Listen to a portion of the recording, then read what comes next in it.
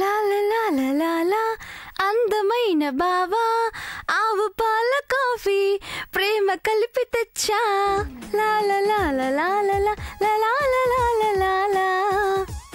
ఆవు పాల కాఫీ ప్రేమ కలిపి తెచ్చా.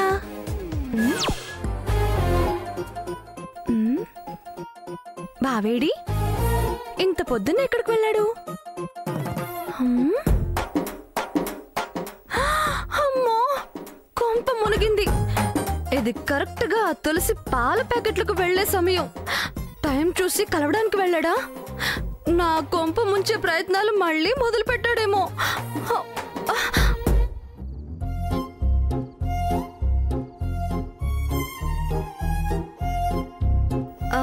అత్తయ్య బావా గదిలో లేడు.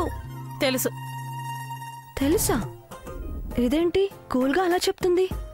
ఏదో బురుడి వేసే వెళ్ళినట్టున్నాడు. ఇంత పొద్దున్న ఎక్కడికి వెళ్ళాడు అత్తయ్య? రోజు మార్నింగ్ వాడు జాగింగ్కి వెళ్తాడు కదా. ఓహో, ఇదిగో అత్తయ్య కాఫీ తాగు, నీకోసమే తెచ్చా. ఇదే వద్దు. కాఫీ వద్దంటున్నావేంటి? కాఫీ వద్దనలేదే, ఈ అబద్ధాలే వద్దంటున్నాను. అబద్ధాలా? వాడి కోసం కలుపుకెళ్ళి వాడు లేకపోతే నీ కోసం అని అన్నా. నీ అందమైన బావ ఆవు పాల కాఫీ అనే పాట నేను విన్నానే. అయ్యో విన్నావా? అయినా ఈ కాఫీ సూపర్ గా కలిపా, తాగు. నేను జాగింగ్కి వెళ్ళొస్తానే. వెళ్ళు. వెళితే వెళ్ళావు కానీ వాణ్ణి చిరాకు పెట్టి నువ్వు చిరాకు పడి రాకు. నాకు తెలుసుగా.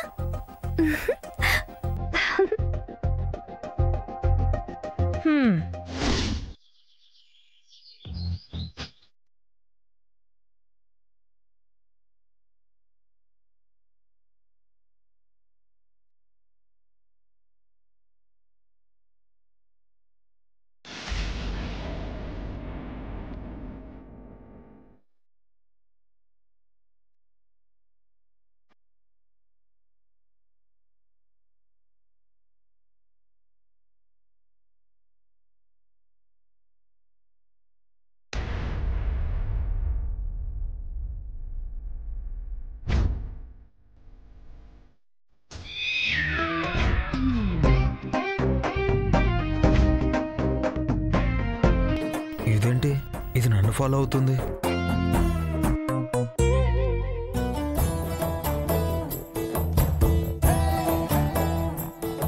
తులసి తులసి తులసి నేనే. ఆగు. ఏయ్ తులసి, నిన్నే చెప్పేది, నీకే.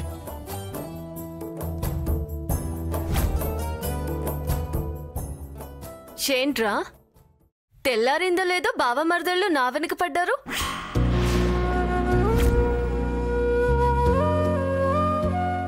అది కాదు తులసి, సారీ చెప్దామని పిలిచాను. సారీనా? ఎందుకు? నిన్న మా నాన్న సిద్ధాంతి గారి ఇంట్లో నీ మీద చేయి చేసుకుంటారనుకోలేదు. తను చేసిన దానికి నేను సారీ చెప్తున్నాను. రే, నీ జాలి దయా సానుభూతి ఇవేం నాకు అవసరం లేదురా. అది కాదు తులసి, నాన్న నిన్ను కొట్టాడనే కదా రాత్రి మామయ్య తాగి నాన్న దగ్గరికి వచ్చి రిజిగ్నేషన్ లెటర్ ఇచ్చి వెళ్ళాడు. మరి మీ నాన్న నన్ను కొడితే ఊరుకుంటాడా? మీ నాన్నలా మా నాన్న కన్నవాళ్ల మీద ప్రేమ లేనివాడు కాదు. నేనంటే ఆయనకి ప్రాణం. నా మీద ఈగ వలన ఊరుకోడు. మీ నాన్న కాబట్టి రిజైన్ చేశాడు. అదే ఆ స్థానంలో మామయ్య కాకుండా వేరొకరు ఎవరైనా ఉంటే దెబ్బకు దెబ్బ సమాధానంగా చెప్పేవాడు. ఆయన కొడితే నువ్వు చెంప నెమరడానికి వచ్చావా? రే, మేము ఆత్మాభిమానం కలవాళ్ళం. మీ మీద ఆధారపడి బతకడం లేదు. ఆడపిల్ల అని కూడా చూడకుండా సంస్కారం లేకుండా కొట్టడం ఏంట్రా? తులసి, నేను మా నాన్నని సమర్థించట్లేదు. నువ్వు సమర్థిస్తే నాకేంటి, సమర్థించకపోతే నాకేంటి? అయినా పిల్లల ఇష్టాలను అర్థం చేసుకోకుండా ఆంక్షలు పెట్టే ఆ మనిషికి మనసుందా? ఉంటే ప్రేమ ఆపేక్షలు లేకుండా విడదీయాలని చూస్తాడా? కానీ మీ నాన్న మూర్ఖుడు. ఆయన ప్రేమే అబద్ధం. తప్పు మా నాన్న మీద ఉంది కాబట్టి ఏమన్నా నేను బదులు మాట్లాడను. తప్పు చేసిన వాళ్ళు ఎవరైనా తలొంచుతారు. మనసుంటే, కాస్త అభిమానం ఉంటే పశ్చాత్తాపడి ఈ సారీ ఆయనే వచ్చి చెప్పేవాడు. ఆఫీసర్ అన్న అహంకారం తప్ప మామయ్యనన్న గౌరవం లేదు. మేనకోడలనన్న మమతానురాగాలు లేవు. బాధపడకు తులసి. బాధ అది పడాల్సింది మీ నాన్న. మా నాన్నకిన్రా ఉద్యోగం పోయినా బ్రతకగలమన్న ధైర్యం ఉంది. నా కూతురు అన్న అభిమానం ఉంది. మావయ్య ఉద్యోగం పోదు. ఉన్నా ఊడినా ఒకటేరా మాకు. మా నాన్న పౌరుషానికి ఎవరి దయాభిక్ష మాకు అవసరం లేదు. మేము పూరవచ్చు, కానీ పవర్ఫుల్ పర్సనాలిటీ. అది కాదు తులసి, నేను నా రిజైన్ లెటర్ చింపేశాను. చించేశావా? నీకేం అవసరం ఉంది? మావయ్య మీద ప్రేమ, తప్పు చేయడన్న నమ్మకం, మీ మీద ఇష్టం. ఒకరు తీసుకున్న దాన్ని తిరిగి ఆశించే వాళ్ళం కాదు. మాటల్లో ప్రేమ, మనసులో ద్వేషం నాకు నచ్చదు. ఆ కాగితం చించేస్తే కాగితాలు కరువా? ధైర్యం తక్కువ. మరొకటి రాసిస్తాడు మా సాంబయ్య. కాగితం చించేసి ఏదో పెద్ద ఘనకార్యం చేసినట్టు పొంగిపోకు. మెప్పు పొందాలనొచ్చి నా ముందు జబ్బలు చరవకు. పొరపాట్లు జరుగుతుంటాయి. అరే, వాటినే మనసులో పెట్టుకుని కక్షలు పెంచుకోవడం మంచిది కాదు తులసి. బతుకుల మీద కొడుతూ, ఆశలు చంపేస్తూ, సంతోషాలని చెరిపేస్తూ, కావాలని చేస్తూ మావి కక్షలంటవేంట్రా? ఈ నీతులు నాకు చెప్పడం కాదు, మరొకరి ఆశలు దోచాలని చూసే నీ వెనకాలే ఉన్న ఆ వెంకటలక్ష్మికి చెప్పు.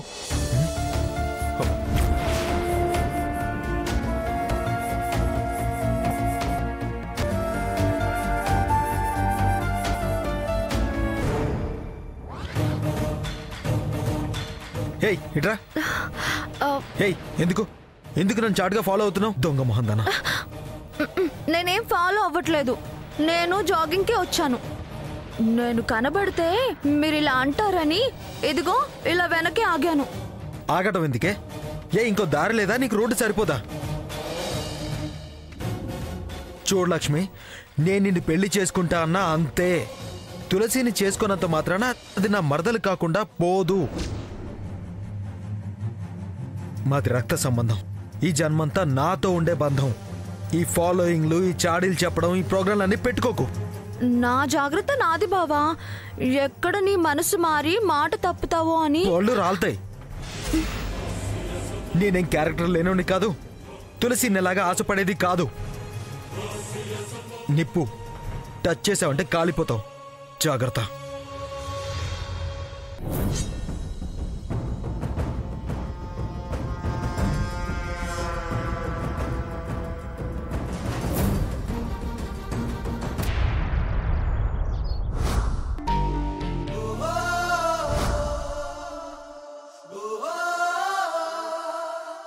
ఇచ్చింది ఏంటనుకుంటున్నావు? రాజీనామా. మనం వీళ్ళకి జడవాల్సిన పని లేదు.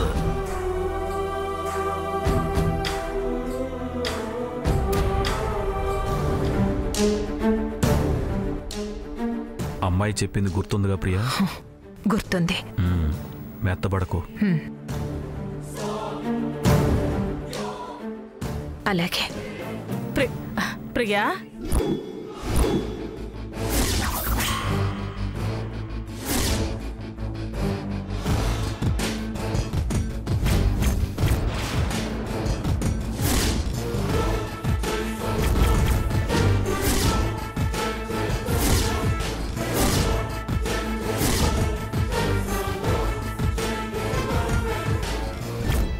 ఎంత పొగరు. ప్రియా, స్ట్రాంగ్ గా కాఫీ పెట్టి తీసుకురా. కాస్త తలనొప్పిగా ఉంది. ఇంకాస్త తాగి వేరంగా వేయిపోయావా? మొత్తం కాస్త ఎక్కువయ్యేది. మంచి చెప్దామని నేనొస్తే అరే మనిషి వచ్చిందే లేదే అని ఏవీ పలకరించలేదేంటి వీళ్ళు? ప్రియా, కాస్త పంచదార ఎక్కువే. నా ఒక్కడికే. పంచదార కాదు, కారం తగిలిస్తే గాని అడుగు బడుగు దిగదు. వెళ్ళవేంటి ప్రియా? తులసి పాలు తీసుకురావడానికి వెళ్ళిందండి. ఏ పూట పాలు ఆ పూటేగా. ఇవి వీళ్ళ బతుకులు. తిండికి లేకపోయినా పొగరు ఏమాత్రం తక్కువ లేదు. ఏమిటి కొత్త డ్రామానా?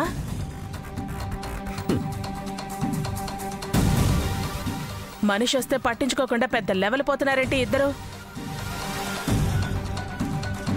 రాత్రి అసలు నువ్వేం చేసావో గుర్తుందా సాంబయ్య? అన్నీ గుర్తున్నాయి. ముందు నువ్వు ఆ పిలుపు మార్చు. సాంబయ్య అని కాకుండా అన్నయ్య గారు అని పిలువు. దీన్ని ప్రియా అని కాదు, వదిన అని పిలవాలి.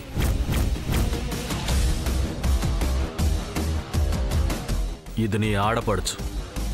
నీ ఇంటికి ఇదొచ్చినా దానింటికి నువ్వొచ్చినా ముందు పలకరించాల్సింది నువ్వు. అది ప్రోటోకాల్. నాటకాలు నీకు అలవాటు, అబద్ధాలు నీకు అలవాటు. అవన్నీ చేయాల్సిన కర్మ మాకేం పట్టలేదు. ఇక్కడ 24 క్యారెట్స్ గోల్డ్. మేమేం రోల్డ్ గోల్డ్ కాదు. వాదనకొచ్చావా దుర్గా?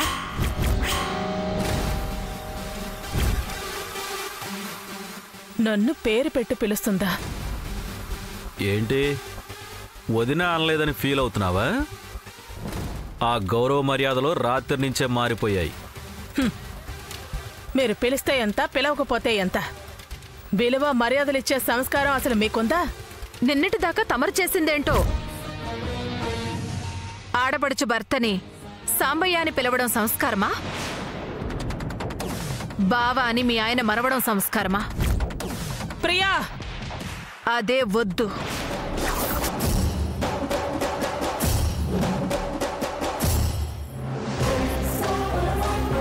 వద్దే వద్దు. నేను మీ మంచి కోరి రాత్రిళ్ళు ఆవేశపడద్దు, రిజైన్ చేయడాలు అవన్నీ తప్పని 4 మంచి మాటలు చెప్దామని వస్తే ఇలాగైనా మీరు ప్రవర్తించేది? ఆయన తప్ప తాగి కమిషనర్ గారి ఇంటికే వచ్చి సోయి లేకుండా మాట్లాడే నీకేం తెలుస్తుంది పద్ధతుల గురించి? చూడు, స్థాయి గురించి నువ్వు మాట్లాడుకో. రాత్రే చెప్పా, no commissioner, no constable, only బావా బామర్దని. మీ దగ్గర కొత్తగా పద్ధతులు నేర్చుకునే స్థితిలో మేము లేము. మీరు మీ పద్ధతి మార్చుకుంటే మంచిది. మా ఇంటికే వచ్చి మాకే నీతులు చెప్తున్నావా? అబద్ధాలాడి అభిమానాన్ని చంపేయకు. మాకు చెప్పేదానివా నువ్వు? పెద్ద చెప్పొచ్చావు. ఇదిగో ఇవే మానుకో సాంబయ్య. మళ్ళీ సాంబయ్య అంటున్నావు దుర్గా.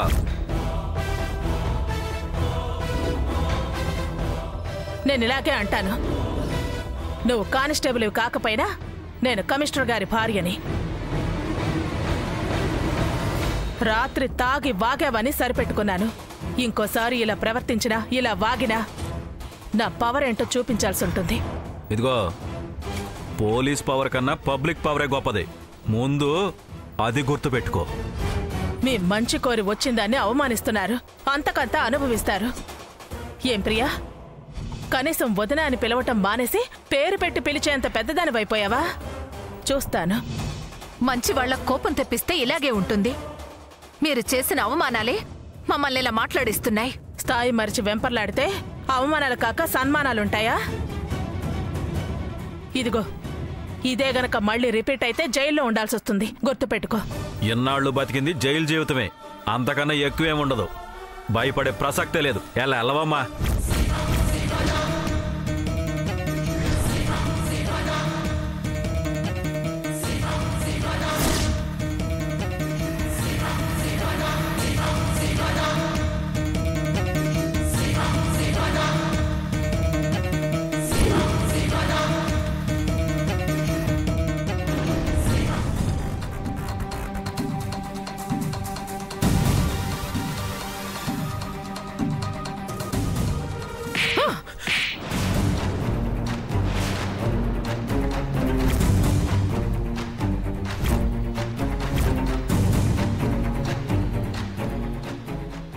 ఎందుకు పని కొడుతున్నావు?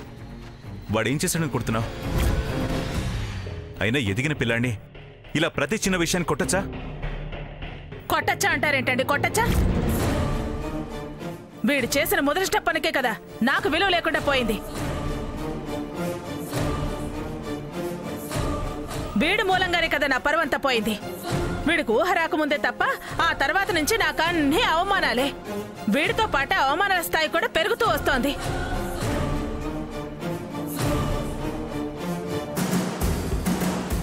సాంబయ్య అనగానే అమ్మ అమ్మ అంటూ చేతులు కట్టుకుని నిలబడేవాడు. ఆ సాంబయ్య ప్రియ ఎంతలో మారిపోయారో తెలుసా? అసలు నన్ను మనుషులే చూసారా? ఒక పురుగులాగా తీసి అవతల పారేశారు. వాళ్ళు విలువివ్వలేదని వీణి కొడతావా? ఎవరో నిన్నంటే నువ్వు నన్ను కొట్టడం ఏంటమ్మా? నోర్మయ్యరా, నోర్మయ్. వాళ్ళలా అంటానికి కారణం నువ్వు కాదు. ఏనాడైనా వాళ్ళంత ధైర్యం చేశారా? ఏనాడైనా ప్రియ అలా చేసిందా? ఇవాళ నిన్ను చూసుకునే మేవేం చేసినా సాగిపోతుందనే ధైర్యంతోనే అలా చేశారు. ఊరికే నీ మూలంగా నీ వల్ల నువ్వే కారణం అంటున్నావు. అసలు వాడేం చేశాడు? నువ్వు వాళ్ళ ఇంటికి ఎందుకు వెళ్ళావు చెప్పు. నేను వెళ్ళింది వాళ్ళకి మంచి చెప్తావని, ఆవేశపడితే నష్టపోతావని చెప్పడానికి. మత్తులో అన్న మాటలు వెనక్కి తీసుకో, తప్పయిందని క్షమాపణ చెప్పు, మళ్ళీ ఎప్పుడు తొందరపడి రాజీనామా చెయ్యకు సాంబయ్య అని 4 మంచి మాటలు చెప్దామని వెళ్ళాను. ఎంత పొగరు. అసలు నేనొచ్చినట్టు కాని వస్తే లేవాలని కాని లేకుండా అలా కుర్చీలో కాలు మీద కాలేసుకుని కూర్చుని ఆ సాంబయ్య ప్రియా నాకు కాఫీ తెచ్చివ్వు అంటూ నా వైపు కాలుపుతూ కూర్చున్నాడు. పోనీలే అని నేనే పలకరించాను. పెడసరం మాటలు మాట్లాడారు మొగుడు పెళ్ళాలు. పోవమ్మా అంటూ అవమానంగా చూశారు. అరే, కమిషనర్ గారి భార్య కానిస్టేబుల్ ఇంటికెళ్తే అలాగే బిహేవ్ చేసేది. ఆ రిజిగ్నేషన్ లెటర్ వీడు చించేబట్టే కదా, లేకపోతే అలా చేసేవారా? చించేస్తే జాబ్ లో ఉన్నట్టే కదా. ఉన్నట్టే. ఏది మరి ఉన్నట్టుందా వాళ్ళ ప్రవర్తన? తీసి పారేసినట్టుంది నా పరిస్థితి. మత్తింకా దిగలేదేమో. ఆ ప్రియా కూడా అంతే మాట్లాడిందండి. వదినా అనేది అది కూడా మానేసింది.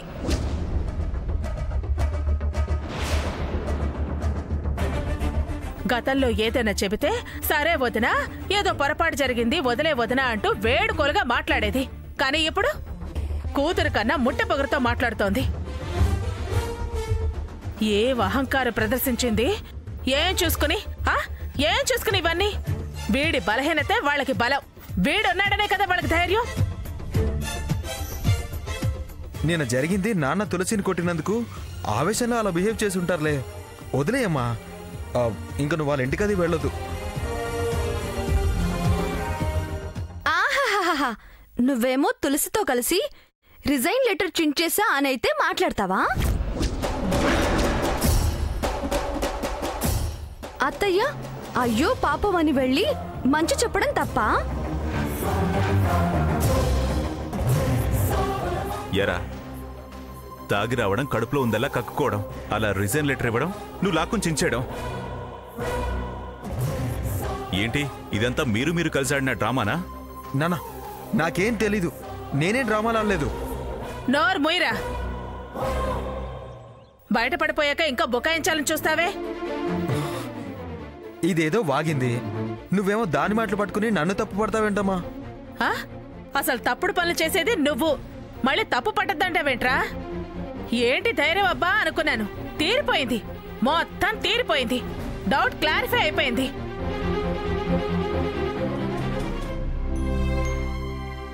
తమరి భరోసానని నాకు అర్థమైంది. అందుకే వాళ్ళు అంత పోసు కొడుతున్నారు. రే, వాళ్ళు ఎంతకైనా తెగబడే మనుషులు. ఇంకా నీ మనసులో ఏ మూలైనా దాని ఆలోచనలు ఉంటే తుడిచి పాడే, లేకపోతే చెడిపోతావురా. ఏంటండి మాట్లాడరు? చెప్పండి. అదే నువ్వు చెప్తున్నావుగా. మీ చెల్లెలా లేదు. కనీసం కూర్చోవదనాను ఒక్క మాట కూడా అనలేదు. ఓ, మీరేమో ఆవిడ నెత్తిన పెట్టుకుంటారు. ఆవేశపడకు దుర్గా, వాళ్ళ బాధలో వాళ్ళున్నారు. ఇదిగో ఉంటారు. ఇలాంటి తండ్రి కొడుకులు ఉండబట్టే వాళ్ళు అలా చెలరేగిపోతారు. అంతా నావే తప్పులు. తప్పగా